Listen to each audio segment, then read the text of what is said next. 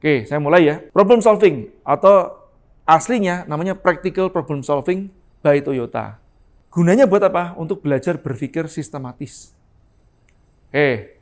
Nah, mindset awalnya yang harus ditekankan di para pengguna problem solving ini, sebetulnya paling utama tuh apa? Don't jump to conclusion. Nah, itu duluan. Jangan langsung membuat suatu kesimpulan. Sebelum Anda melakukan suatu penyelidikan, penganalisaan, dan dengan metodologi tertentu. Ini mantra-mantranya nih. Dan juga, ini juga penting nih. Tidak semua tools cocok untuk semua masalah. Itu penting juga. Ya, if the only tools you have is a hammer, you tend to see every problem as a nail. Jika satu-satunya alat yang Anda miliki adalah palu, semua masalah Anda anggap sebagai paku. Ngerti ya? Dan ingat, saya ulangin seperti ini, repetition is the mother of skill. Repetition, pengulangan itulah induknya keterampilan. Makanya Anda harus sering mengulang, murojaah. Oke, sebisa mungkin dengan data. Jadi kalau nggak ada data, bagaimana? Paham ya? Data itu beda sama fakta loh. Paham nggak? Kadang fakta tidak berdata. Ngerti nggak? Belum tentu namanya. Makanya ini harus hati-hati nih kata bicara masalah data sama fakta. Data itu kan susunan angka-angka lah, gambarnya seperti gitu. Nah, kalau fakta itu ya Anda ketahuan, kepergok, KPK kan gitu loh. Operasi tangkap tangan. Itu bukan data tapi fakta. Paham ya? Ya, ngerti ya? Ini biar ini ilmunya mahal loh sebetulnya. Karena supaya Anda tuh bisa menjadi orang yang waras dan tidak mudah dikelabui oleh orang. Paham ya? Nah, nanti Anda bisa sekritis Najwa. Oke ya? Nah, bedakan alasan dengan sebab. Jadi, kalau om saya bilang gini, guru saya nih bilang, alasan bisa beribu, sebab hanya satu. Paham nggak? Jadi, alasan itu ada di permukaan. Kalau ini gunung es gitu kan, nah ini air. Alasan itu ada di sini. Nah, celakanya ini yang kelihatan ini, ya ini yang kelihatan nih. Nah, yang bawah nggak kelihatan, padahal yang bawah ini 88%. Ini 12%. Ini alasan. Ini sebab. Alasan. Ya. Nah, atau dalam bahasa Inggrisnya disebut sebagai surface structure, deep structure. Ya, surface structure, deep structure. Ini di lips-nya. Contoh kayak gini nih. Kenapa kamu nggak masuk?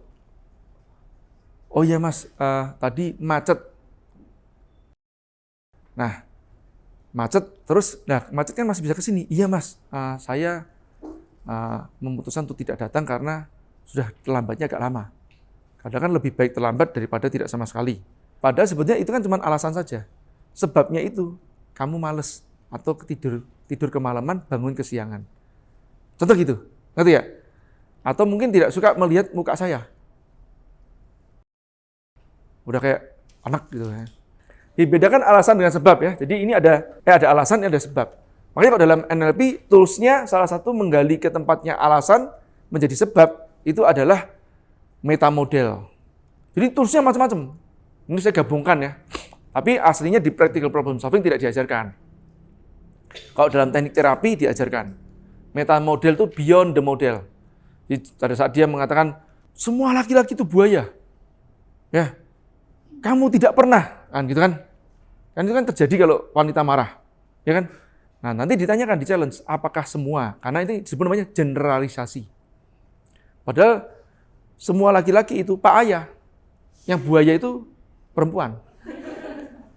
Ini disebutnya generalisasi. Jadi generalisasi itu digali lagi dengan challenge pertanyaan. Apakah semua? Ngerti ya? Nah, ada yang disebut namanya unspecified noun, unspecified subject, kan gitu loh. Itu juga ada yang tidak disebutkan, ditanya, apa yang Anda maksud?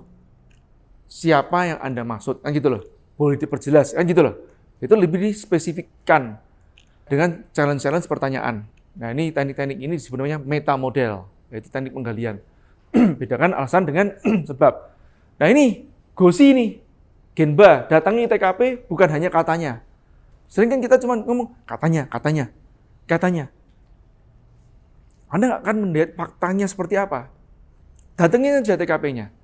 Oke? Terus gali beberapa sumber. Jangan cuma percaya sama satu sumber. Dan juga jangan cuma percaya sama diri Anda.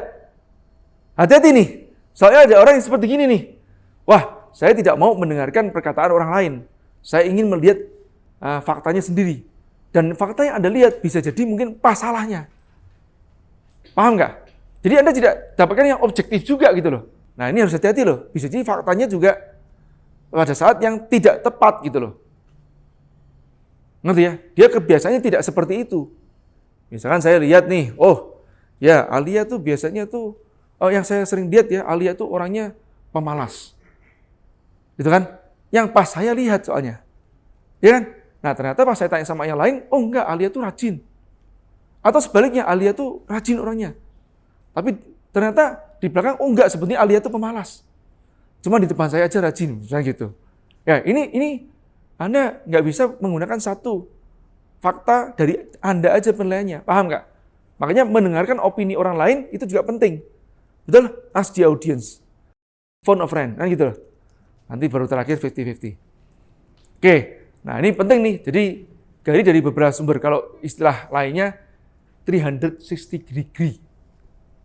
Nah, kalau ngecek manusia gitu juga kan, mau rekrutmen karyawan, cek sosial media. Tapi saya juga pernah lihat sosial media ini tidak sesuai dengan aslinya. Di sosial media orang ini pencitraan banget. Karena kemakan materi personal branding. Terus dia harus membuat pencitraan-pencitraan gitu. Contoh pencitraannya bagaimana sih? Membuat quotes-quotes di bawahnya ada tulisan namanya dia. Nah, itu yang sangat lebay. Nanti ya. Jadi Anda jangan buat seperti itu ya, nanti jijik itu loh. Ya itu kan, misalkan kerendahan hati membuka pintu keilmuan, kemudian rezeki. Jaya Setiabudi. Motivator. Ini jijik. Kecuali orang lain yang membuat kutipannya itu dari kita. Itu adab namanya. Paham ya? Nah, dia ngutip terus di bawahnya kasih nama Jaya Setiabudi. Ya, it's okay. Itu kan orang lain yang buat kutipan dari perkataan kita. Nah, tapi kalau kita sendiri yang buat kutipan terus di-upload sendiri, kan kayak lucu tuh loh. DJI. Udah gitu, kalau dia ternyata ngutip dari orang lain, dia ATM lah, amati tiru modifikasi. Tidak menyebutkan sumber sanadnya. Biar dikira dia mujtahid. Ya, itu lebih celaka lagi buat saya. Celaka, saya bilang celaka. Dan karena saat ini banyak orang seperti itu. Ya, yang tanda petik ya jadi terlihat bijak. Ya, nah ini penting nih, informasi belum tentu fakta tadi kan. Termasuk juga data juga belum tentu fakta. Jika tidak ada data, bisa jadi ada fakta. Ya kan?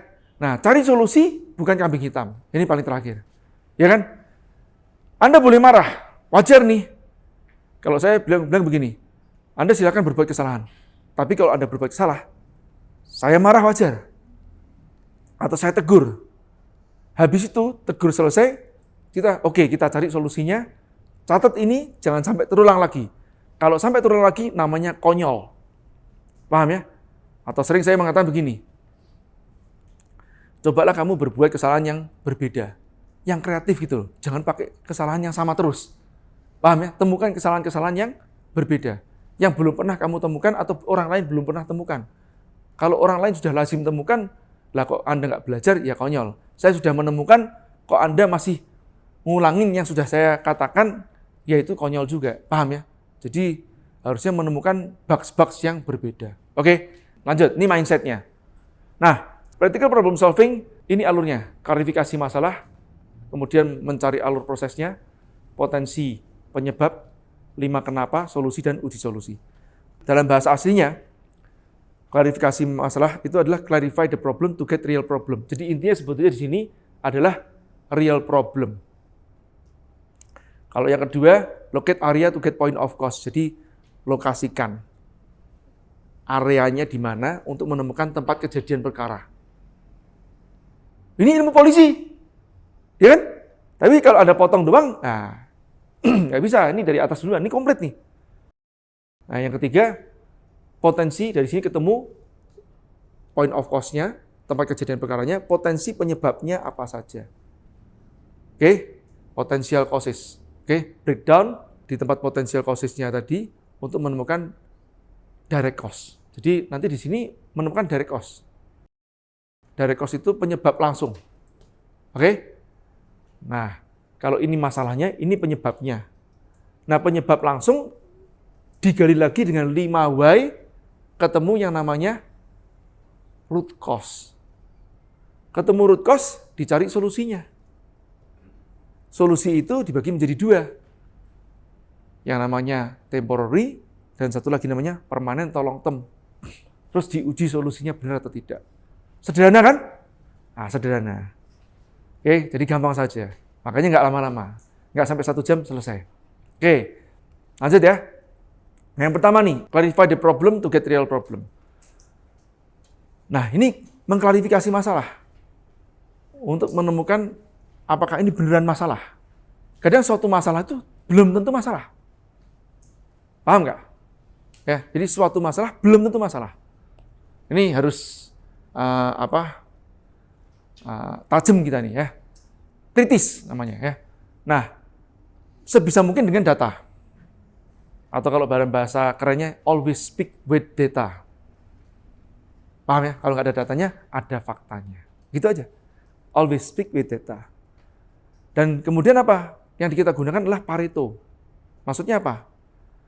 Ada masalah yang kecil, ada masalah besar. Kalau sekarang istilahnya namanya rocks, gitu kan? Batu. Sebenarnya diambil dari mana juga? Kalau selain Pareto juga diambil tempatnya first thing first. 7 habits. Ya kan? Nah, dahulukan yang utama. Yang utama yang mana? Jangan-jangan ini nggak benar-benar masalah banget. Masih masalah kecil saja. Nah, selesaikannya nanti. Nggak sekarang. Satu persatu mulai dari yang terbesar duluan. Kan begitu ya? Nah, oke. Jadi klarifikasi masalah ya. Baik. Ini penting juga nih. Misalkan begini nih, Anda ada stimulus suatu masalah. Tapi belum tentu itu masalah. Ya, ini saya sering cerita, ada seseorang datang ke rumah kita habis pulang kerja atau pulang bisnis lah ya. Nah, terus duduk di kursi yang ada selonjorannya begitu, pakai remote, nonton TV atau nonton channel-channel kita lah. Klik sambil minum kopi, terus nyemil makanan. Tiba-tiba ada orang nyelonong masuk ke rumah kita. Pas kebetulan memang pintunya tidak dikunci. Masuk ke rumah kita, terus dia duduk di samping kita, ngambil kopi kita, ngambil makanan kita, remote-nya diambil juga, diganti-ganti channelnya. Ketawa-ketawa. Terus habis itu dia ngasih advice sama kita. Ini rumahmu interiornya nggak match banget nih. Kordennya ngejreng, salah posisi tempat duduknya, juga lemari pojokan itu juga nggak pas banget. Ini harusnya kamu ubah nih, harusnya ke sana nih. Ini kordennya buat seperti ini. Sofanya taruh sebelah sini. Begitu. Anda akankah mendengarkan advice-nya dia atau tidak? Kenapa tidak? Lagi capek? Oke, itu agak-agak jelas ya alasannya. Karena kita pasti akan tanya duluan gitu loh. Lalu siapa? Kan gitu ya? Ngerti nggak? Orang yang ngerti tentang perkara Anda tiba-tiba, atau bukan expert gitu kan, tiba-tiba memberikan advice kepada Anda. Paham nggak? Ya itu belum tentu masalah. Tapi mungkin besok minggunya pas ada pesta kebun di rumah, teman Anda datang beramai-ramai, ada satu orang yang ngomong gitu juga, interior juga ngomongnya. Ini kok, bro, sorry ya bro, ini masukan aja nih, enggak, interiormu kok lucu banget ya, kan gitu. Nah, dia kasih masukan-masukan. Yang bisa jadi mungkin kurang lebih sama dengan apa yang dimasukkan sama orang asing tadi itu. Yang kita tidak kenal, profesinya apa juga kita nggak ngerti. Dan nyelonong masuk sembarangan tempat kita. Nah, karena kita ragu dan mulai ada, oh iya kelihatannya masalah memang. Ya, karena sudah ada 2 orang yang ngomong seperti itu. Anda keesokan harinya manggil desainer interior yang Anda kenal. Nah, dari 3 tadi itu mungkin juga ada perbedaan, mungkin juga ada persamaan. Tapi yang jelas mana yang Anda dengarkan, itu kan paling penting di situ. Ya enggak? Ya mungkin Anda mulai mengidentifikasi suatu permasalahan, tadi ada permasalahan yang tadinya tidak masalah juga sebetulnya. Paham ya? Nah, terus mulai, oh ya mungkin ada masalah. Tapi juga bisa jadi mungkin tidak masalah juga bagi Anda. Paham ya? Karena itu belum tentu mendesak. Masalah selera saja. Oke? Nah, bahkan setelah Anda dengarkan dari desainer interior, oh nggak apa-apa itu korden gitu tuh oke juga kok. Orang suka-sukaan aja sih. Yang penting kan situasi hati Anda bagaimana pas Anda masuk ke dalam ruangan itu. Ya, toh ini kan rumahnya buat kamu, bukan buat tamu. Kan gitu ya? Nah, itu mungkin seperti itu. Nah, tapi juga, oh iya, kamu dengan orden yang seperti gini, kamu nyaman nggak? Kamu merasa terganggu nggak? Kamu, suasana hatimu baik atau tidak baik, kan begitu loh. Paham ya? Nah, itu juga cara mengukur itu adalah masalah atau tidak bagi kita. Paham ya? Lanjut. Nah, desain jelek. Ada yang ngomong gitu juga, desain jelek. Siapa yang menilai? Apakah dia kompeten? Ya, ini tadi berbicara masalah interior kan, standarisasi desain bagus itu seperti apa? Berapa banyak yang mengatakan jelek? Ya. Terus apa dampaknya? Gitu ya. Nah, ini juga kalau oh ya ini tidak sesuai dengan visual identity-nya. Nah, itu boleh. Oke. Jangan cuma ngomong bagus jelek berdasarkan subjektif. Nah, mungkin ini juga nih, target tidak tercapai. Nah, targetnya berapa? 100 juta per bulan. Tercapainya 50 juta. Nah, 100 jutanya dapat dari mana? Ya, masalah nggak itu? Oh ya masalah, kenapa masalah? Karena belum break even operasional. Nah, itu masalahnya di situ mungkin. Paham ya? Bukan masalah mungkin omsetnya, mungkin break even operasionalnya belum tercapai. Nah, dari mana juga tadi dapat angka 100 jutanya? Jangan-jangan itu hanya asumsi. Ya, kapasitas produksinya terpenuhi atau tidak? Paham ya? Nah, ini kan Anda sudah pelajari di 5 ways kan? Nah, dasarnya di sini nih, clarify the problem duluan.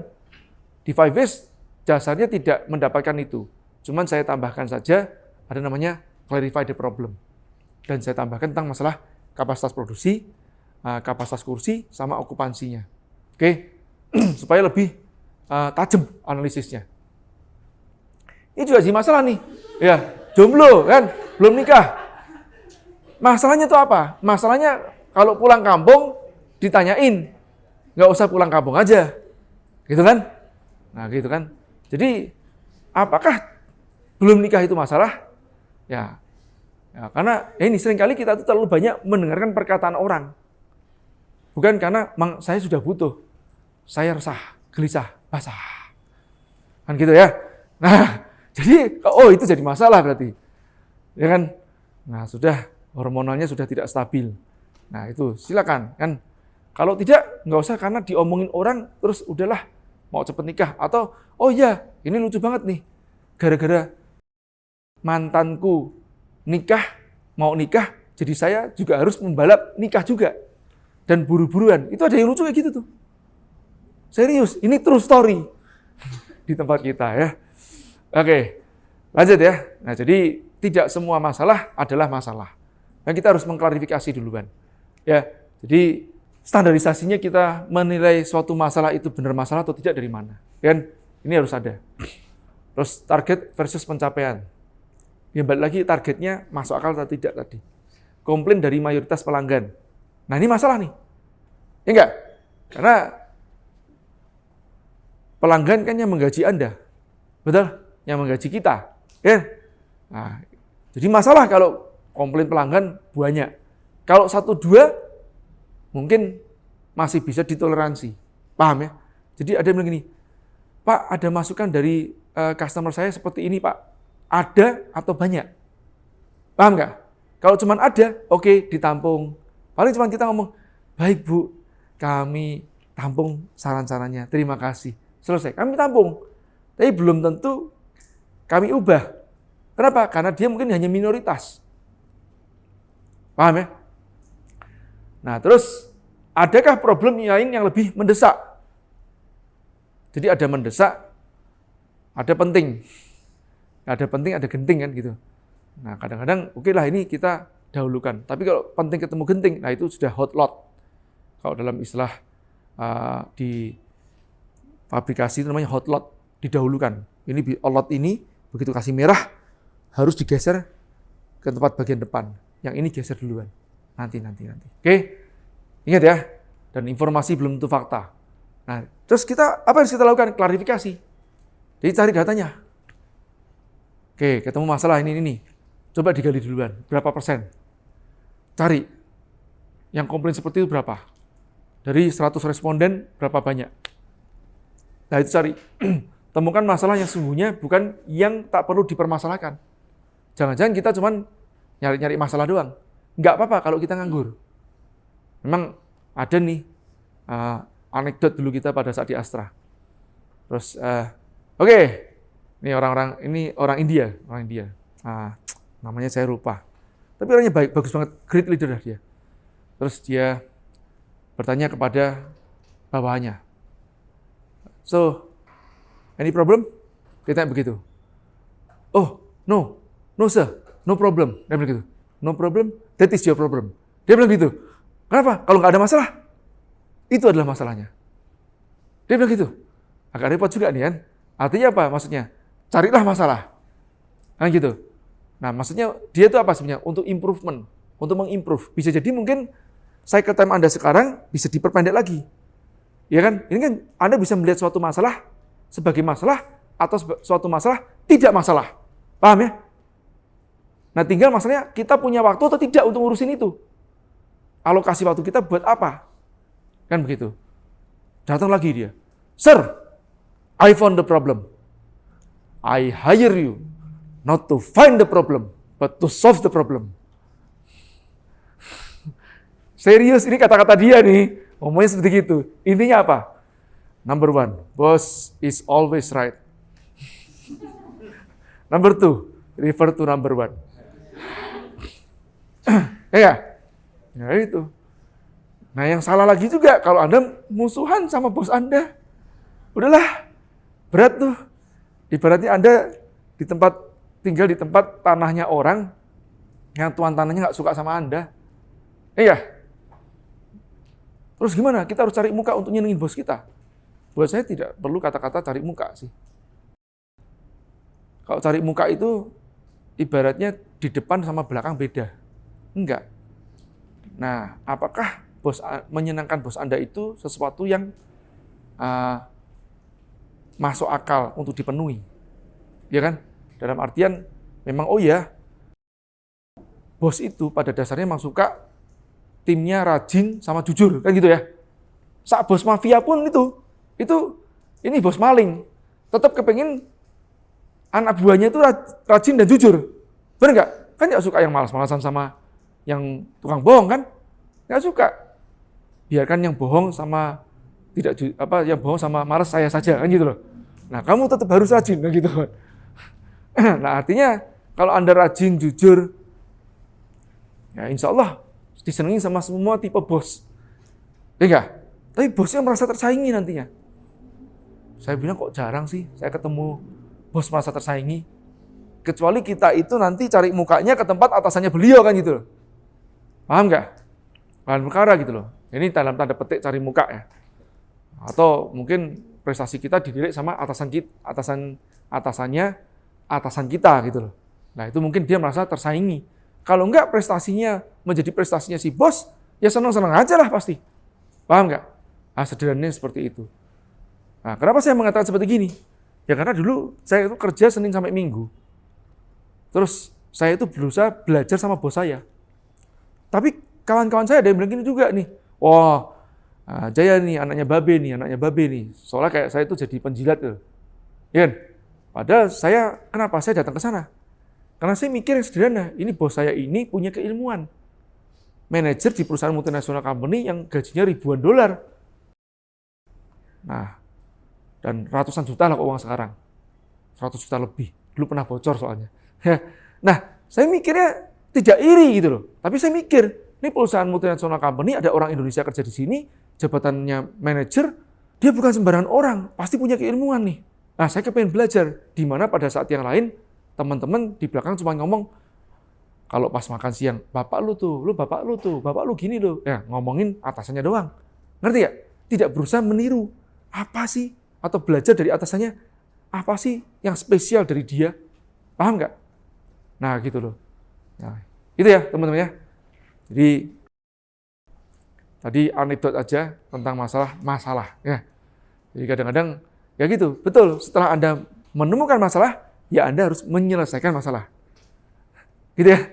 Ya, jadi jangan nanti datang lagi, tapi dilaporkan semuanya. Dilaporkan, Pak, udah ketemu masalah kemarin gini-gini, izin laporan, terus kemudian saya analisis saya seperti ini, dan ketemu solusinya seperti ini. Oh, good. Nah, gitu loh. Dan itu harus didokumentasikan. Kalau di Astra, itu didokumentasikan sebagai project improvement dan untuk mengubah SOP. Paham ya? Jadi setiap saat kita nanti bisa memperbaiki SOP. Jangan SOP itu adalah harga mati. Tidak bisa. Mau yang membuat manusia kok. Manusianya aja yang mati. Oke, lanjut ya. Nah, setelah klarifikasi masalah, yang beneran masalah, baru alur proses. Saya sedikit lagi ya, teman-teman. Jadi contoh begini, Anda punya ada beberapa masalah. Anda klarifikasi duluan. Ini ada datanya nggak? Nggak ada. Oke. Bisa nggak cari datanya? Bisa. Ya sudah, saya minta datanya duluan. Oke, ternyata, oh iya ini benar. Mayoritas ini seperti ini datanya. Oke, kalau gitu ini masalah. Kalau tidak. Ada komplain, satu orang. Komplain itu satu orang atau banyak orang? Satu orang, masukkan ke daftar antrian. Yang banyak, taruh di atas duluan. Paham ya? Nah itu sebenarnya Pareto. Ngerti ya? Jadi tidak selalu harus diselesaikan semua masalah. Setelah ketemu real problemnya, masalah yang beneran, baru kita gambarkan alur prosesnya. Terjadi suatu masalah reject, misalnya begitu. Oh ini ada reject nih, yang melebihi batas ambangnya. Dicek nih, oh iya tempatnya kejadian perkaranya di mana? Cara menentukan tempat kejadian perkara bagaimana? Ya digambarkan alur prosesnya duluan. Oke. Jadi gambarin alur prosesnya, baru kita bisa memetakan satu persatu, oh di mana tempat kejadiannya. Paham ya? Ini berpikir ala investigator. Ini jadi alur proses itu untuk menemukan letak permasalahan atau sebenarnya point of cause. Ya, point of cause. Tempat kejadian perkara. Nah, gambarkan alurnya. Setelah menemukan masalah yang sungguhnya, investigasi untuk mengetahui urutan kejadian dari awal hingga akhir. Terus gambarkan nih alur prosesnya untuk memudahkan pemetaan masalah. Jadi jangan taruh di sini. Ingat ya, pindahkan ke kertas. Jangan taruh di sini. Kan kalau ada diskusi taruh di sini. Kamu coba lihat ya. Kelihatan nggak? Kan susah kan? Jadi gambarin alur prosesnya. Terus disimulasikan, sebisa mungkin disimulasikan. Kalau bisa simulasikan. Oke ya, sekarang ini barang ada di sini nih. Tadi kan, kamu ambil dari sini nih. Terus diangkat, masuk ke sini kan, terus proses ke sini, proses pertama, terus proses kedua, nah terus proses ketiga. Disimulasikan. Nah di sini kejadiannya ada di sini. Dengan Anda mensimulasikan, itu lebih real. Di role play-kan juga bisa, istilahnya begitu. Oke? Saya sering kan kalau misalkan Anda, oh ya, Mas kami ini, kalau zaman dulu nih, pas YA masih ada IO, Mas, kami ini kesulitan untuk mendapatkan sponsor. Kan gitu. Nah, coba simulasikan. Itu pintu, masuk, kamu ketemu sudah sempat ketemu manajernya, marketing, sudah. Masuk, tok. Sama siang, Pak. Ya. Dari mana? Kami dari Young Entrepreneur Academy ingin mempresentasikan. Saya langsung ngomong, salah. Belum apa udah langsung mau mempresentasikan. Makanya saya nggak suka kata-kata mempresentasikan. Ngerti nggak? Nggak pacing gitu loh. Kayak kamu mau jualin bapak. Paham nggak? Ya nggak begitu. Jadi cara pembukaan itu harus smooth. Paham ya? Siapa yang pertama kali mengajarkan saya akan mempresentasikan? Template banget gitu loh. Iya. Kan pembukaan nggak harus seperti itu. Kemudian ya, analisa di mana letak permasalahannya. Nah, setelah kita analisa, mungkin nggak terjadi 2 point of cause. Suspek mungkin. Nah, nanti tinggal kita coba di sini atau coba di sini. Oke. Nah, kalau oh iya ternyata coba sini masih kejadian, ya nanti coba yang sebelah sini. Itu nanti, ya. Oke, setelah ketemu satu suspek tempat kejadian perkara, kotakin di situ. Artinya yang lain singkirin duluan. Anda fokus ke situ prosesnya bagaimana. Ya, atau SOP-nya lah, namanya begitu. Sehingga terjadi kesalahan itu bagaimana juga. Nah, ini contoh aja nih ya. Pada saat kita menganalisis UB Pro, platform toko online kita, itu kok kenapa ya orang kok pas setiap kali mau daftar, nggak jadi daftar. Ya kan? Nah, ini harusnya dia bayar duluan nih kan, ya nih kan. Tapi ya kita nggak ngomong jam to conclusion duluan. Ini dialur proseskan duluan. Mentalnya di mana? Setelah dialur proseskan, oh iya selalu gini nih. Sampai di sini mental, sampai di sini mental, nggak sampai ke sini. Paham ya? Nah, kalau gitu ini dianalisis. Inilah tempat kejadian perkara. Oke. Meskipun Anda sudah tahu, kemungkinannya ada salahnya di sini nih. Kalau pas meeting dalam tim, sebisa mungkin menggunakan alur seperti ini. Supaya mengajarkan tim Anda juga, atau pada saat melaporkan ke atasan Anda punya satu argumen. Nggak usah tanya-tanya lagi nanti sama atasan. Oke ya? Nah, digambarkan nih, satu persatu, ketemu tempat kejadian perkaranya di mana. Kotaknya di sini, memasukkan data toko online. Nah, terus kemudian di breakdown nih, potensi penyebabnya. Kalau di manufacturing, kan ada namanya fishbone, ya kan? Nah, tapi tidak selalu harus pakai fishbone. Bisa juga pakai yang lain gitu loh. Pertanyaan-pertanyaan yang lain, breakdown, potential causes, intinya di situ. Untuk menemukan penyebab langsung atau direct cause. Nah, ini contoh ini, memasukkan data toko online. Masalahnya ada di mana aja? Oh ya, dia sudah punya domain. Domain nggak tersedia pas nyari. Ada kolom yang nggak dipahami. Gagal berulang. Terlalu banyak isian. Ya kan? Nah, dari sini yang paling besar kemungkinannya yang mana? Jadi, kembali lagi, ini pun juga Anda tuliskan duluan, jangan berasumsi. Kalau masih ingat namanya customer journey, ada kemiripan kan? Nah, karena memang diambil dari sini juga nih. Nah, cuma di customer journey dikasih poin-poin penilaian. Oke? Poin penilaian 1, 2, 3. Kalau bisa ada beberapa audiensnya atau usernya yang, oh iya ini masalah saya di sini. Ngerti ya? Nah, satu persatu. Bisa jadi mungkin ada beberapa masalah. Tapi satu persatu diselesaikan. Kalau ini nanti penyelesaiannya apa, ini penyelesaiannya apa. Tapi sekarang yang paling memungkinkan itu sebagai sumber permasalahan langsungnya itu apa. Oke? Nah, dari situ ditanyakan nanti. Ya. Nih, apa saja yang mungkin jadi penyebabnya, tulis saja semua kemungkinan yang terjadi tanpa berasumsi lebih dahulu, analisa satu persatu seobjektif mungkin. Mana yang paling memungkinkan? Nah, itulah sebenarnya penyebab langsung. Ya. Nah, terus baru ditanyakan 5 kenapa. 5 itu cuma istilah. Paham nggak? Sama kayak 7, langit 7, belum tentu itu adalah 7. Ya, bukan saya ngomong ya. Masih ngajinya kemarin dengerin nggak? Ustadz Suri kan mengatakan begitu. Ya, bisa jadi itu belum tentu angka. Ya, maksudnya itu adalah banyak. Paham ya? Nah, 5 ini bisa jadi mungkin 3 sudah sampai. Oke, 5 why. Jadi jangan Anda kemarin kan cuma taunya 5 why. Kalau ketemu masalah 5 why. Yang di 5 why kan belum tentu direct cause. Salah analisisnya. Paham ya? Nah, kalau menggunakan practical problem solving sangat detail kan? Iya nggak? Ya, nggak bisa cuma langsung pakai nih 5 why. Ya, atau cuma pakai fishbone.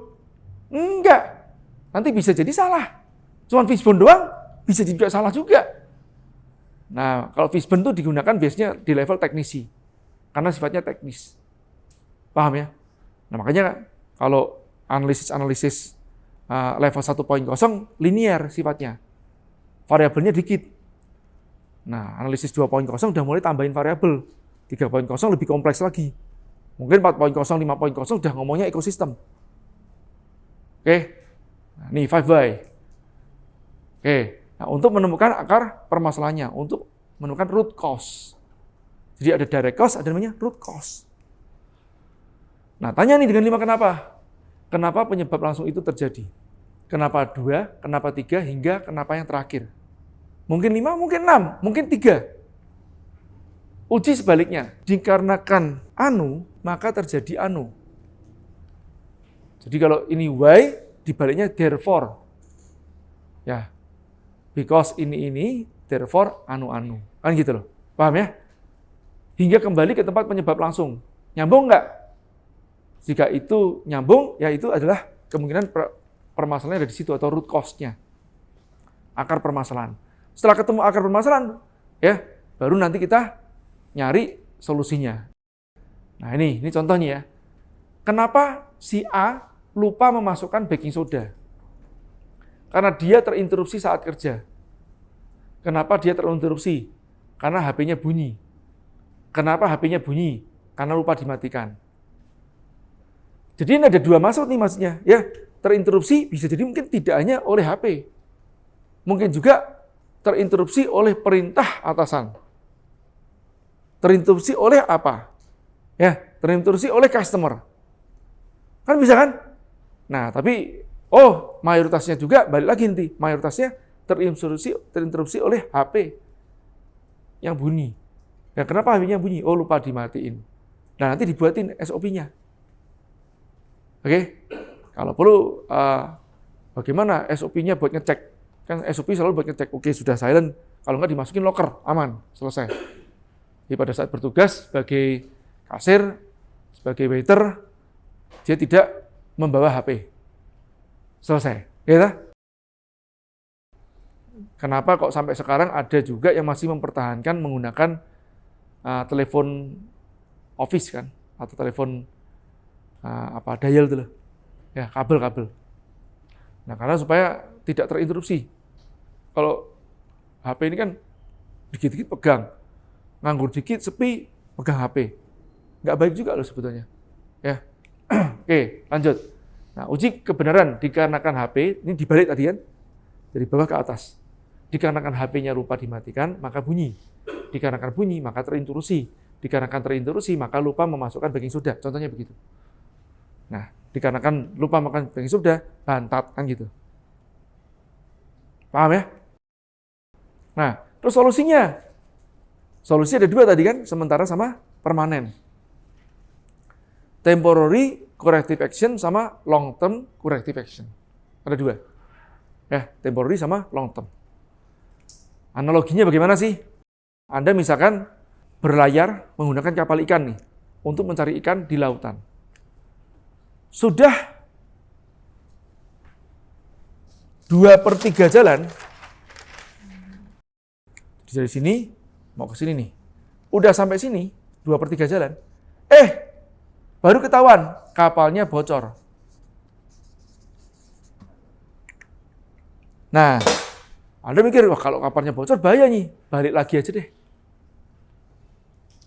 Nah, Anda balik, padahal di sini kan tempatnya ikan nih, sudah sebentar lagi aja. Anda mau balik atau mau lanjutin?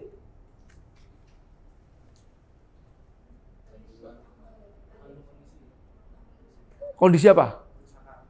Kerusakan apa? Nah, kan gitu. Ya, tergantung bocornya parah atau nggak parah gitu loh. Kalau masih bisa ditambal sementara, tambal sementara. Keluarin air. Nah, bisa seperti itu, sementara. Soalnya kita nanti di sini kan kehilangan peluang. Tambal permanennya nanti pas balik ke sini. Gampangnya begitu, paham nggak? Oke, nah kita udah ketemu masalahnya apa. Terus ketemu solusinya seperti apa? Sudah, pakai alat seperti ini. Alatnya buatnya berapa lama?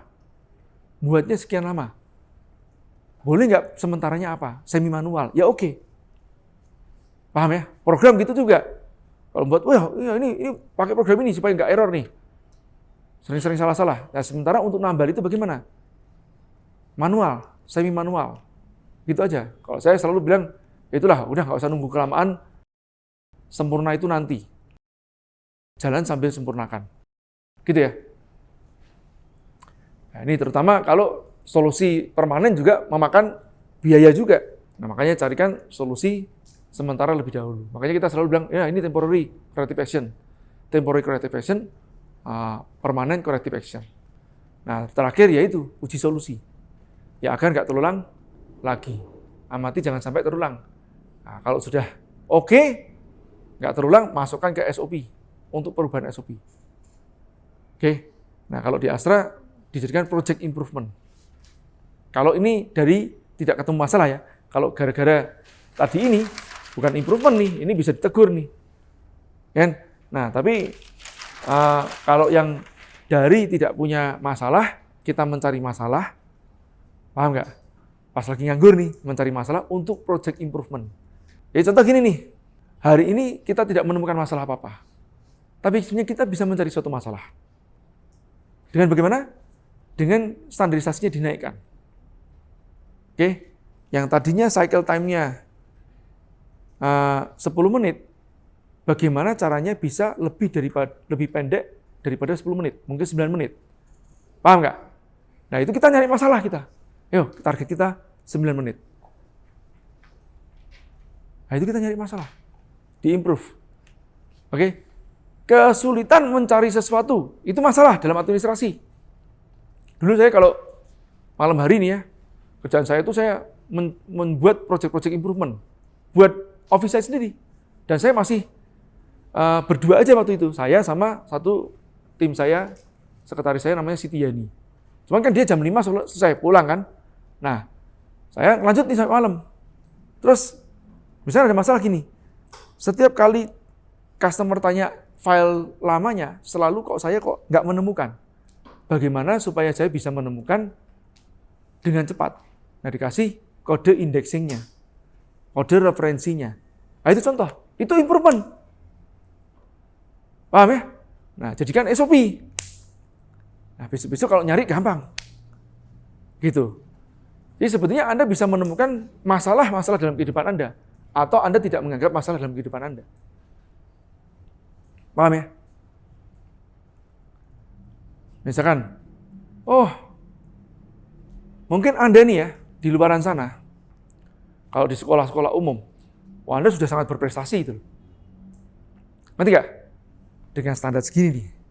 Begitu masuk sini, sama Mas kok kelihatan salah terus. Soalnya standarnya segini. Paham nggak? Tapi dengan Anda menaikkan standar Anda segini, Anda begitu keluar sana, Anda excellent Anda. Ya, karena di sana di rata-rata cuma segini. Paham ya? Nah, sekarang Anda mungkin terlihat bermasalah di depan saya. Ngerti ya? Kenapa? Saya sedang menarik Anda untuk menaikkan standarisasi Anda. Paham ya? Kalau Anda sudah terbiasa hidup di atas standar rata-rata, Anda ke tempat yang lain, Anda akan excellent. Nggak susah. Nah, kalau nggak percaya, nanti Anda kalau udah lulus lah dari YA, kalau itu berbicara masalah kompetensi ya, saya yakin kompetensi Anda di atas rata-rata. Ngerti ya? Nah, ini memandang suatu masalah, akankah menjadi masalah atau tidak menjadi masalah. Paham ya? Nah gitu, jadi penting nih, Anda bisa membuat itu sebagai suatu masalah untuk improvement. Bisa. Atau memang sudah jadi masalah duluan gitu loh. Nah sebisa mungkin sebelum ada masalah, Anda anggap sebagai masalah duluan. Alias Anda if then, antisipasi. Itu lebih baik. Oke, sampai di sini ada pertanyaan? Nah, nanti ini kelihatannya kayak, iya, gini ya. Awalnya dibuat seperti itu. Nanti lama-lama, itu begitu masuk ke bawah sadar Anda cepat banget nanti. Masalah ini, ini gini. Masalah ini gini. Bukan jam to conclusion tapi. Paham ya? Paling enggak tuh ada langsung bisa, masalah apa? Masalah gini, gini. Udah berpola kan? Mungkin ada sering kan? Anda bisa langsung, cek point of cost-nya di sini. Ini saya ambil contoh nih ya. Saya itu pas waktu kuliah, itu saya orangnya nggak suka nunggu. Jadi saya orang nggak sabaran. Tanda petik nih, nggak sabaran. Waktu kuliah aja, semester 4 tuh saya udah kepengen bawanya, udah kepengen praktek gitu loh. Gue nggak praktek-praktek, kan? Padahal diajarin prakteknya baru semester 6. Kelamaan nih. Terus saya tanya sama kakak saya. Waktu itu kakak saya kan kuliah di Surabaya juga, di ITS. Yud, ada dosenmu nggak yang jago microcontroller? Saya tanya begitu. Ada, namanya Pak Siono tuh. Nah, memang dia praktisi banget. dosen politeknik dulu. Cuman kan dulu dosen politeknik masih bisa di 3. Terus habis itu kan harus naik, kalau mau naik jabatan harus S1. Terus dia akhirnya lintas jalur, lanjutin ke S1. Tapi praktikalnya jago banget. Sekarang itu beliau itu menjadi outsourcing-nya Lion Air. Kalau beli Boeing bekas loh, pesawat-pesawat bekas dari luar ke Indonesia, itu yang ngecekin dan adaptasi elektrikalnya beliau. Namanya Pak Sihono. Nah, saya datang nih ke tempatnya beliau. Pak, saya mau belajar sama Bapak, gimana caranya? Yuk kelasnya Bapak. Nah, kamu kumpulin aja 10 orang. 1 orang bayar, kalau salah waktu itu ya, zaman tahun 94 lah kira-kira. Nah, bayar Rp30.000 kalau salah, saya ingat saya. 10 orang gratis 1. Oke Pak, berarti 11, Rp300.000. Iya. Nah, saya akhirnya ngomong sama teman saya. Waktu muda saya memang sudah influence ya sama teman-teman. Sini, kumpul nih. Termasuk orang-orang yang saya contekin lah paling enggak. Jadi dulu kalau ujian, biasanya saya banyak nyontekin teman-teman. Jadi makanya mereka nurut. Nih, nih kamu ya, mau jadi apa? Mau jadi engineer, mau mahir, gitu kan? Jangan nunggu, tapi nyerbu. Saya bilang gitu sama dia. Jadi sama mereka lah ini kumpulan-kumpulan tuh. Ya laki perempuan, saya ajakin. Ini mau nggak nih, daripada kita nungguin, kita bisa belajar praktek duluan. Ayo, ini ada kelasnya. Saya bilang begitu. 11 orang, 300.000. Kalau nanti yang kamu bisanya berapa, ya nggak bisa dibagi. Kan harusnya 30.000-an kurang lah ya. Kalau nggak bisa, ya nggak apa. Nanti aku yang nombok, aku yang bayar lebih. Saya bilang gitu sama mereka. Padahal kan harusnya saya dapat gratis, saya nggak mau dapat gratis. Udah, kayak pada ngikut, ngumpul. Ngikut tuh. Tempat belajarnya kecil banget. Tempat mejanya meja triplek gitu loh. Ala kadar lah gitu loh. Sudah. Setelah itu saya semester 4 saya udah jago lah. Semester 6 udah cukup mahir. Sampai semester 6 itu kan saya belum bisa buat tugas akhir. Karena harus nunggu semester 8. Saya bantuin buat tugas akhir kakak kelas saya. Nah, saya itu tiap hari bangun pagi, ibaratnya bangun pagi nih, nggak subuhan duluan nih. Bangun pagi itu nyolokin komputer duluan itu kan, ya baru subuhan itu kan. Sering subuhannya terlambat. Nah, ini pengakuan dosa. Tapi dulu saya seperti itu. Ya, kalau enggak ya habis subuhan baru nyolokin. Jadi masih riap-riap gini matanya. Nyolokin. Suatu saat saya nyolokin namanya EEPROM emulator. EEPROM emulator jadi gini. Intinya kan microcontroller itu mengcoding chip loh. Chip itu dicoding supaya dia bisa difungsikan sebagai pengatur traffic input outputnya. Ngambil input dari mana, diolah inputnya, dikeluarin outputnya, buka pintu, nutup pintu, nyalakan alarm dan seterusnya itu. Itu microcontroller seperti itu. Jadi setiap pagi saya gitu, colok. Ya, udah sampai malam. Saya kalau kerja itu udah nggak mau diganggu kamar saya sampai berantakan nggak karuan gitu. Ntar dulu, jangan ada yang masuk gitu loh. Jangan dibersihin. Soalnya nanti bingung saya sebelah mana. Kan lagi ngerakit-rakit kan. Nah, jadi gitu tuh. Suatu saat saya pagi hari nyolokin EEPROM itu kebalik. Langsung pas saya nyalain komputer, masih komputer kotak gitu kan.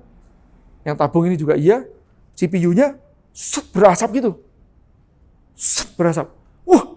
Cabut saya. Kan? Saya bawa ke tempatnya Pak Siono. Pak, tadi saya gini Pak, gini. Kebalik kan gitu, berasap. Nah, kamu lepas tuh di satu dayanya. Oke, terus di adaptornya. Ya, sudah. Nah, terus bawa sini. Dibukaan. Dia nunjuk gini aja nih. Ini kamu lepas. Ya, satu diode. Diode itu kan memang untuk pengaman arus. Gunanya itu. Ya. Mungkin Anda tahu kan yang logonya gini. Ini kan untuk pengaman arus. Ya, supaya arus masuk gini nggak bisa masuk dari sana. Maksudnya hanya bisa dari sini. Kan begitu loh. Nah, kayak sekring lah gitu gampangnya. Sekringnya di rangkaian. Udah, cabut ini. Cabut. Nah, kamu ke belakang sana, itu cari ya, adaptor-adaptor bekas. Jadi dia ngumpulin ternyata yang bekas-bekas tuh loh. Istilah namanya apa? Buat kanibalan. Ngerti ya? Nah, sudah, ambil tuh. Terus nih, dia bawa sini. Cabut ini. Pasangin situ. Pak, tapi ini besarnya kan beda, Pak. Bisa. Bener loh. Saya pasang langsung, nyala loh. Ngerti ya? Padahal kan rangkaian elektroniknya banyak itu. Lah itulah orang kalau sudah levelnya intuisi kan. Karena dihasilkan dari repetisi. Paham ya? Repetisi. Repetition is the mother of skill. Makanya ini ingat nih. Ya. Anda harus sering repeat. Jangan buru-buru mendelegasikan semuanya, enggak. Ya, jadilah master duluan lah gitu loh. Sampai intuisimu tajam gitu. Oke. Nah, jadi orang-orang repair itu sudah enggak pakai jarang yang pakai mikir lagi dan ini ganti itu, udah kebiasaan, paling itu aja. Hal yang sama tuh loh. Ya, udah saya keliling roadshow itu ya cuman pertanyaannya gitu-gitu aja. Ada orang ke 973 orang yang bertanya begini. Ada orang ke 5.341 yang bertanya begini. Itu bukan angka sebenarnya. Ya, itu hanya ilustrasi saja kan. Ngerti ya? Gini ya. Seringkali masalah yang Anda maksud itu adalah hanya simptom. Ya, bukan root cause. Paham nggak? Banyak kan orang seperti gitu. Kepala pusing, kasih Panadol. Kepala pusing, kasih Decolgen. Zaman dulu gitu aja. Tahu-tahu kena levernya, tahu-tahu kena yang lain gitu kan, ternyata kanker. Ngerti ya? Nah, seberapa itu sering muncul gitu loh. Nah, sering juga orang tuh sering mengatakan tidak punya waktu. Padahal dia dengan melakukan rework. Tahu nggak rework? Karena ini prosesnya salah terus, rework, cost lagi. Tahu nggak rework? Rework itu melakukan perbaikan ulang gitu loh. Nah, udah sampai sini, oh ya ini salah nih, atau ini bleber nih, ini gini. Benerin lagi. Keseringan seperti itu. Terus mengatakan, Mbok kamu cari akar permasalahannya, kamu selesaikan. Daripada kamu rework terus, wah gak punya waktu. Mirip sama itu loh, Sarpen the Saw. Ngerti ya? Seven Habits, ya enggak? Orang gergaji, udah setengah jam, nggak selesai. Harusnya 10 menit, nggak sampai, sudah selesai. Ini setengah aja, belum dapat. Seorang lewat. Mas, berhenti dulu, asah gergajinya. Wah, saya nggak punya waktu. Nggak lihat, Tony, saya lagi sibuk. Iya, kamu asah gergajinya, biar tajam. Ngasak, kamu gergaji, 5 menit lagi sudah selesai. Udah setengah jalan tuh. Ya nggak? Nah, hal yang sama gitu. Kalau yang Anda lakukan tadi cuma temporary corrective action, is okay. Tapi apakah akan Anda selalu temporary terus? Atau hanya nutupin simptom, gejala? Pintu, ngaknik. Nggak dibenerin. Itu hal yang kecil-kecil.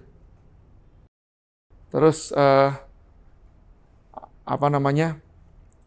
barang elektronik, sering kadang-kadang adat dipukul, brok, baru bisa. Oh, ini dia perlu dipukul, brok, baru bisa. Ya, tidak ketemu root cause. Ya enggak? Nah, ada waktu bawa ke tempat bengkel. Ini kok sering gini kenapa ya? Oh, ya ini sebentar lagi putus nih. Ya, kalau tidak membahayakan, tidak menjadi masalah, Mas Yan. Kalau begitu membahayakan, itu jadi masalah.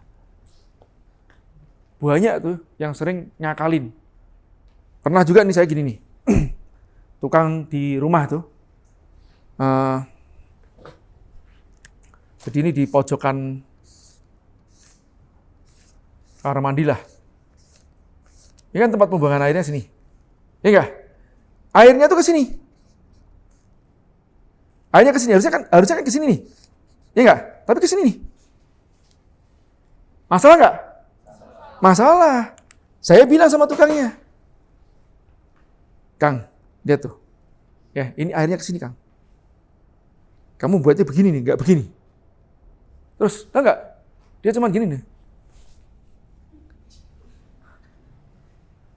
Nah, terus dia bilang, sudah Pak. Sampean pernah mikir enggak sih?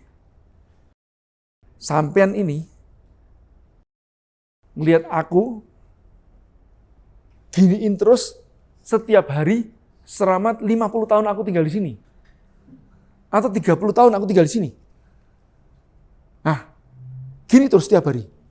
Sementara sampean benerin, bongkar ini, 1 hari nggak sampai selesai. Aku usah gini-gini terus. Paham nggak?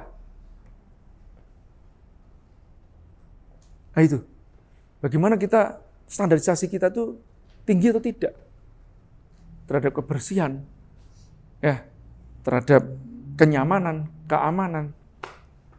Standarisasi kita tinggi. Udah deh, percaya. Customer tuh akan betah ke tempat kita. Paham ya?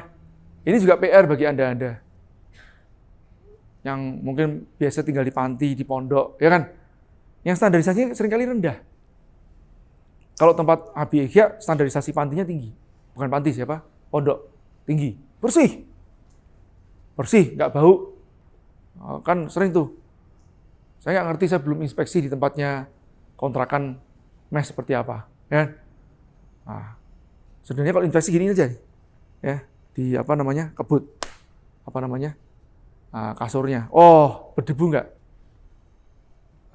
Berdebu. Standarisasi hidupmu rendah. Ya enggak? Nah, yang pojokan-pojokan gitu kan, ya waktu pas di mes di tempat lama pun gitu juga.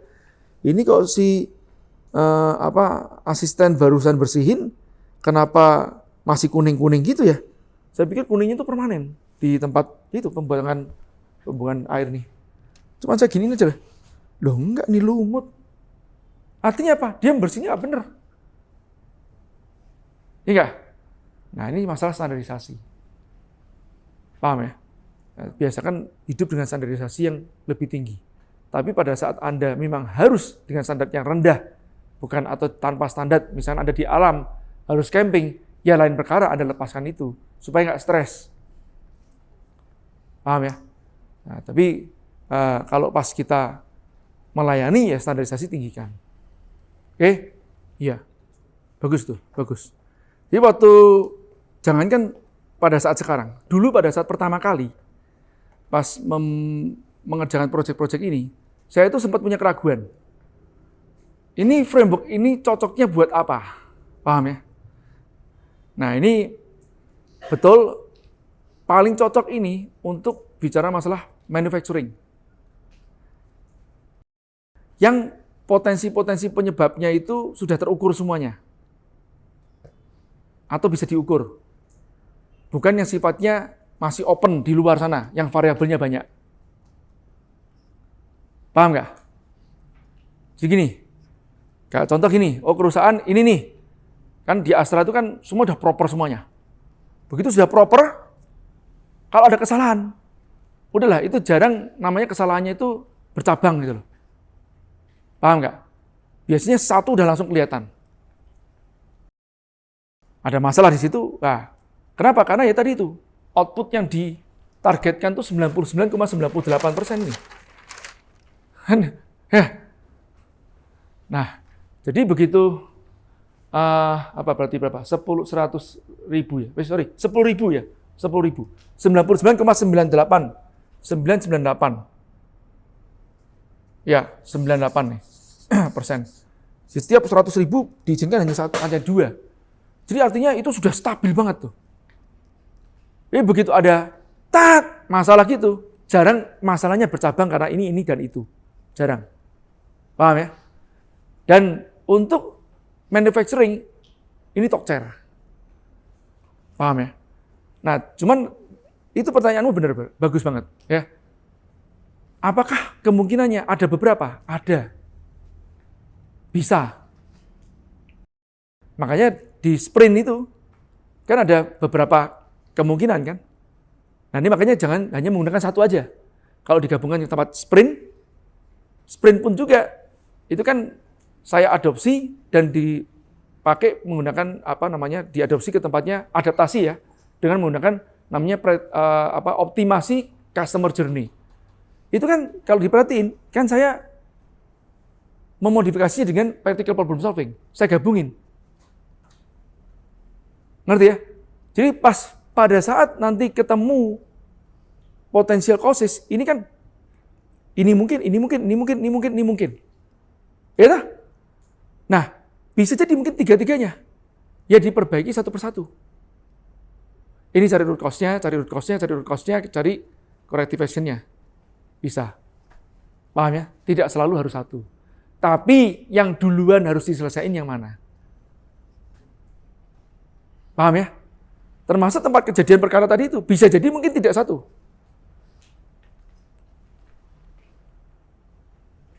Ngerti ya ini maksud? Ada berurutan, berentetan, atau ada yang paralel. Bisa juga. Tapi yang sekarang jadi masalah, itu yang ini.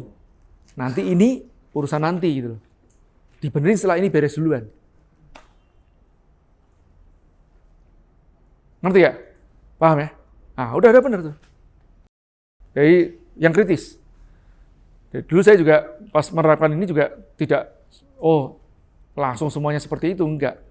Nah, kembali lagi, ini adalah alat. Yang alatnya keren lah. Ini melatih Anda untuk berpikir sistematis. Berpikir kritis. Tapi tidak segalanya. Karena ada alat-alat yang lain yang nggak kalah keren juga. Gitu ya. Salah satunya NLP. Begitu Anda udah tahu NLP, wow, itu toolsnya macam-macam. Dan bisa dicombine sana-sini. Nah, termasuk formula itu juga tools. Ya, formula kan dengan rajinnya buka langsung laris. Itu saya susun seperti apa? Sebenarnya penyusunan formula saya itu, saya belajar dari NLP. Dari suatu kalimat yang simple tapi dalam. What is NLP? Itu saya renungin banget itu. Saya renungkan banget. What is NLP? Jadi saya itu kalau belajar sesuatu, saya ingin mencari asal muasalnya dibentuk itu seperti apa. Makanya saya menyelidiki ini, oh iya, John Grinder, Richard Bandler. Mereka berdua doktor di usia muda. Umur 30 tahunan yang masih belum sabaran. Dalam artian belum stabil emosionalnya itu loh. Kepengennya semuanya segera selesai revolusioner. Terapi tidak dilakukan dalam bentuk mengurut-urut masalah dan dalam waktu yang lama-lama. Tidak, bagaimana biar bisa dalam waktu 1 jam fobia hilang. Wah, itu keren kan? Itu targetnya seperti itu. Dan orang belajar psikologi itu bisa terapan. Keren tuh. Dan akhirnya dia mengambil modeling-modeling dari psikologi-psikologi yang ada, dirangkum jadi tools-tools sama dia. Keren.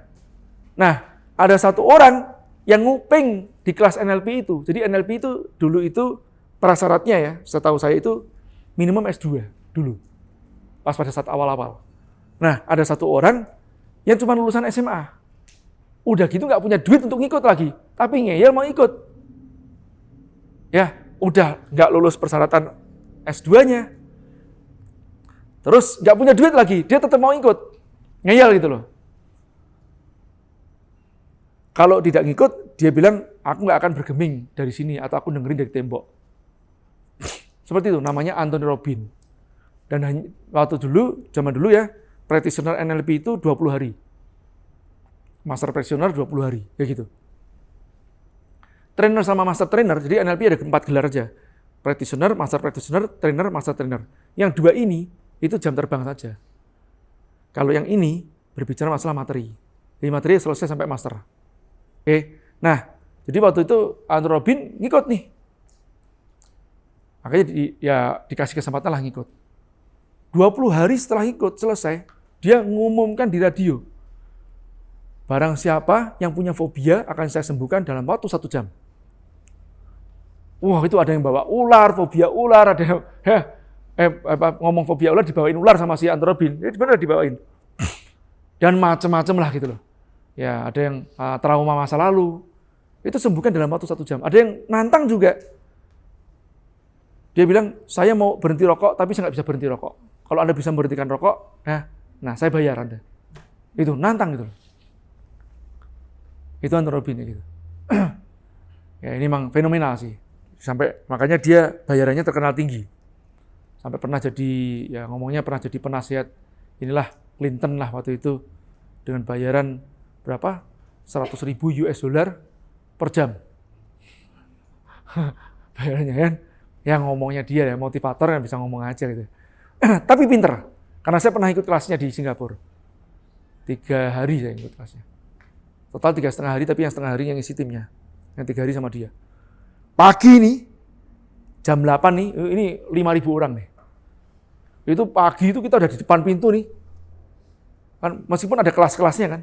Ada kelas VIP, terus ada kelas super apa macam-macam. Itu udah depan gini. Buka, udah gitu.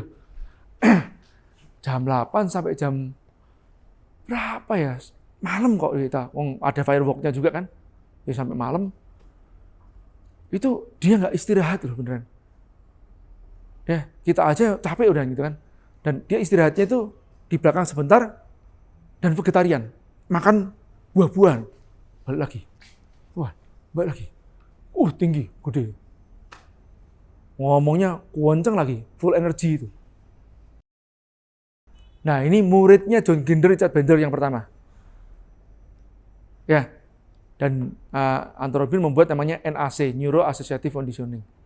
Saya penasaran ya, terus akhirnya saya pelajarin lah gitu, dua-duanya, termasuk NLP dulu kan. Nah, kata-kata yang tadi saya sebut, satu kalimat yang ini saya gunakan untuk metode untuk pembuatan formula itu apa sih? NLP is an attitude. Gitu.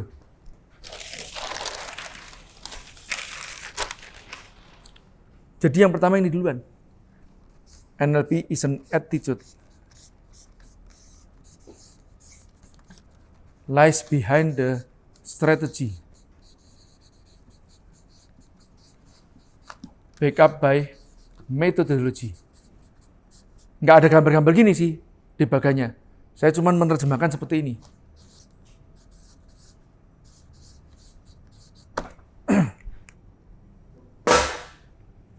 Metode pakai H ya. Metodologi. Ya, ini doang aja. Saya pikirin tuh. Ya. Jadi dalam perumusan suatu formula itu, yang pertama ngerti why-nya duluan. Ya, why yang kuat. Nah. Jadi attitude nih why nih. Ya, strategi ini kan how to-nya. Ya, tools-nya. Nah, di situ saya merumuskan nih. Terus saya ngecek kan, pada saat pengajaran NLP seperti apa? Diajarin tools ini, ya, satu metodologi, tools-nya seperti apa? Ada tools-nya, gitu. Tools itu checklist lah, apa macam-macam tuh kan tools. Itu aja, saya rumuskan formula. Ya, talk chair. Sebenarnya sederhana sih. Cuman banyak dari para trainer, para dai tidak memahami hal ini. Sayang, para guru sebenarnya kalau ngerti, ini masuk dalam ilmu pengajaran juga. Iya enggak? Makanya ya kita berusaha membuat bagaimana sesimpel mungkin lah bisa dipahami oleh siswa. Dan setelah itu prakteknya bagaimana. Gitu. Ya, untuk buat simpel itu tidak mudah. Nah gini, makanya pada saat masuk ke dalam suatu perusahaan, kita harus sama-sama meng-align standarisasi. Ya, dengan namanya training. Ya. Nah, training dikasih job desk dan SOP. SOP itu singkatan dari standar dan operating procedure. Kita harus punya kesepakatan, kata bersih itu seperti apa. Paham nggak? Nanti jangan sampai seperti gini. Itu mejanya belum kamu bersihin, sudah Pak. Mana bersih masih kotor kayak gitu. Masa sih Pak? Udah bersih Pak. Karena buat dia standarnya di desanya dia, di kampungnya dia itu sudah bersih. Debu tidak menjadi masalah. Wong kita hidup dengan debu, itu kan gitu loh ya. Itu standarnya di dia. Nah, berarti menjadi masalah dengan standar kita atau standar perusahaan kita. Makanya kita harus melakukan training. Standar bersih itu seperti ini ya. Ya, standar bersih itu kamu begini bisa pakai buat ngaca. Hidungmu nggak kabur-kabur. Gitu ya? Contoh begitu. Terus yang kedua, gunakan tanganmu untuk mengontrol atau istilahnya apa? Mengetes ya, ngetes bersih itu seperti apa? Kalau bersih itu harus bunyi ngik ngik ngik, itu bersih. Kalau masih nggak bunyi, licin atau keset ya. Nah gitu. Ini standarnya bersih duluan. Nah, operating prosedurnya seperti apa? Alat dan bahannya seperti apa saja.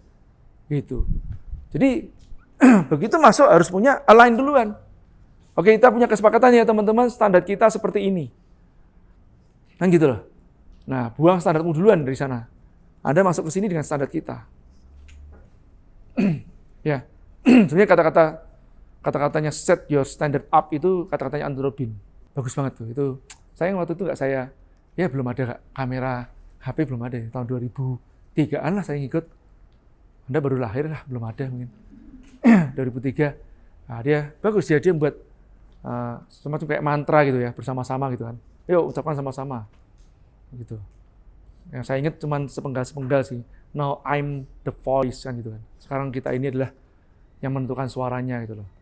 Ya, intinya kita ini jangan mau di-drive oleh orang lain, oleh penilaian-penilaian orang lain. Harusnya kita punya standarisasi sendiri. Termasuk dia bilang itu, set your standard up kan gitu loh. Dengan kita men-set standarisasi kita lebih tinggi, nah itu kita di atas rata-rata. Ini kalau om saya nih mengatakan begini, jangan pernah kamu menurunkan standarmu, naikkanlah di atas 1%. Bahkan om saya bilang gitu. Jadi kalau contoh gini ya, ngisi air ini 100 ml atau 600 ml. Pelanggan nggak tahu, tak turunin 600 ml kurang 5. Kurang 5 aja kalau dikalikan jutaan botol kan dah berpengaruh kan? Ya enggak? Sekarang kan sering terjadi seperti itu kan? Orang, udahlah kurangin dikit, kurangin lagi. Ngerti gak? Nah, om saya bilang, jangan belajar ngurangin. Bahkan belajar ngelebihin. Ini sebenarnya kan, Rasulullah juga ngajarkan itu juga kan? Kalau kamu dalam timbangan, jangan kamu kurangin. Jelas kan? Itu kan laknat kan? Al-Mutafifin kan? Ayatnya. Nah, bahkan dilebihin. Kenapa? Karena bisa jadi mungkin di situ ada yang busuk. Lebihin lah. Ya kan? Nah, dengan melebihkan, itu lebih afdol. Ya kan? Nah, halnya sama. Promise only what you can deliver. If possible, deliver more than you promise. Ya kan? Nah, balik lagi masalah promise pun juga, itu adalah standarisasi kan. Ya, jadi balik lagi, standarisasi harus ditetapkan pada saat awal dengan training. Oke, jadi jangan sampai kita ngomong gini, kamu masa nggak tahu sih yang benar yang mana? Enggak, belum tahu. Yang benar menurut aku seperti ini. Makanya di tempat kita metodologinya adalah training, practicing, coaching, mentoring. Jadi train duluan, baru orang tahu mana yang benar, bagaimana caranya yang benar. Habis train, practice. Practice diukur tidak sesuai dengan standarisasi. Review. Review ini terjadi proses coaching. Kamu sudah tahu, sudah. Kok tidak dilakukan? Itu namanya behavior. Penyimpangan behavior. Dilakukan proses coaching. Dicari why-nya. Ya, dan dicari pokayoke-nya. Anti salahnya. Biar nggak terulang lagi seperti apa. Ya kan? Training, practicing, coaching. Mentor itu karena punya jam terbang, dia database variasi solusinya lebih banyak. Gitu ya. Dan ingat, di balik peraturan ada kebijaksanaan. Makanya saya paling nggak suka kalau ngomong, ya maaf Pak, ini peraturan kami sudah begini. Mas, yang buat peraturan itu manusia. Saya ngomong gitu, yang buat peraturan itu manusia. Ya, peraturan itu dibuat juga dalam kondisi-kondisi ideal. Pas Anda kondisi tidak ideal sekarang ini, Anda nggak bisa ngomong peraturan. Anda berubah dia. Nah, dalam ilmu negosiasi itu kalau kita punya tools, Anda kalau ini tools ini banyak. Anda kalau negosiasi itu kayak jarang kalahnya gitu loh. Paham nggak? ibaratnya Anda ketangkep gitu, Anda nggak perlu takut untuk dibunuh lah sama lawan. Kenapa? Karena Anda punya resources gitu loh, yang langka gitu loh. Paham nggak? Filmnya banyak kok. Tapi saya suka salah satunya Django di Unchained. Tapi Anda nonton yang sudah disensor aja, soalnya itu ada yang adegan-adegannya. Django di Unchained itu film negosiasi yang bagus juga. Ya sebenarnya sering nonton film-film, nonton argumen-argumen, cara orang berargumen itu bagus juga sih. Cuman jangan sampai salah logika aja sih. Jangan sampai salah logika. Oke, cukup.